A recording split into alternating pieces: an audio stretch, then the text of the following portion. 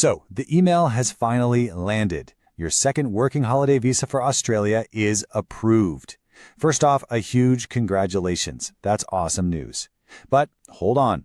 Before you jump online and book that flight, there are a few absolutely crucial things you need to know, including one massive mistake that could derail your whole trip. Let's make sure your adventure gets off to the perfect start. And I'm really not exaggerating here. After all that hard work you put in to get the visa, one tiny, seemingly harmless admin error could get the whole thing canceled. Gone. Just like that. We are going to make sure that does not happen to you. So, here's our game plan. We're going to start with the single biggest trap you need to avoid. Then, we'll run through a pre-flight checklist, figure out when your 12-month countdown actually begins, cover the key rules for your time in Australia, and finally, look ahead to planning your exit, or, maybe even a third year.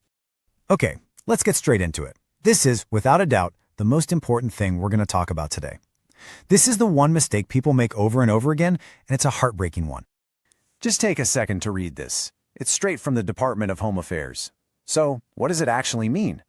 Well, you might think, oh, I'll just apply for a quick tourist visa to get into the country. That is the trap. The second that other visa gets granted, it acts like a trapdoor, and your working holiday visa, along with all your work rights, vanishes. This little chart breaks it down perfectly. That top row, the e-visitor or transit visa, that is the danger zone. Applying for one of those will cancel your working holiday visa. The bottom row, the Electronic Travel Authority or ETA, that is the safe option. An ETA will not mess with your visa. Now, to be honest, you probably don't need either of them to enter. But if you're ever in a situation where you think you do, this difference is absolutely everything. Okay, with that massive warning out of the way, let's get you ready for the fun part. Actually getting on the plane. But before you even think about packing your bags, there are a few things you absolutely have to sort out.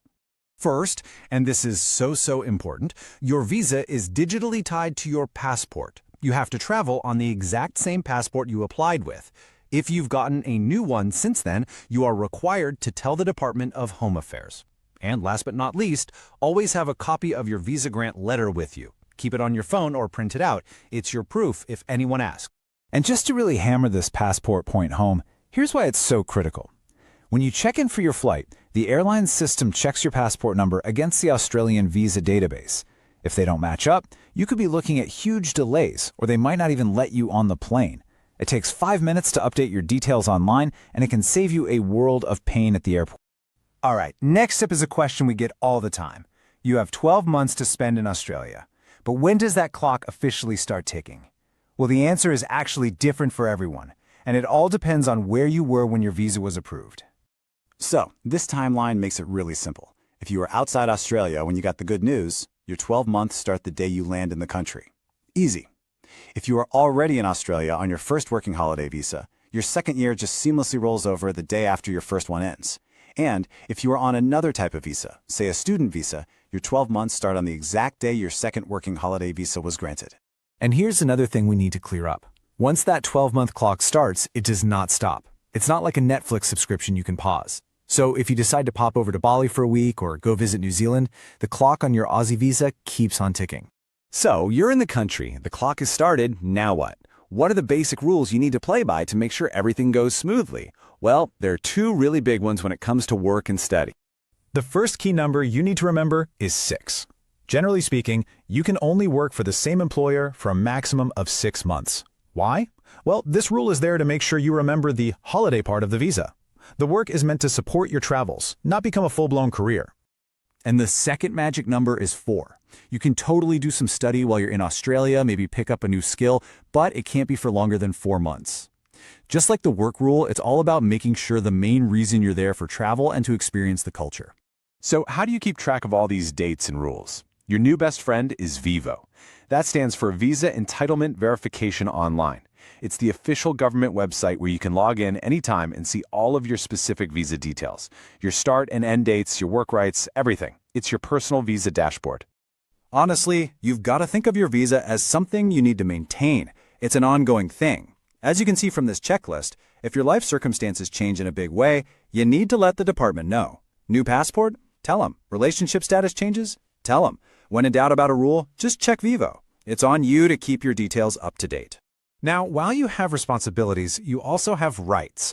A lot of them. You are 100% protected by Australian workplace laws, same as any Aussie citizen.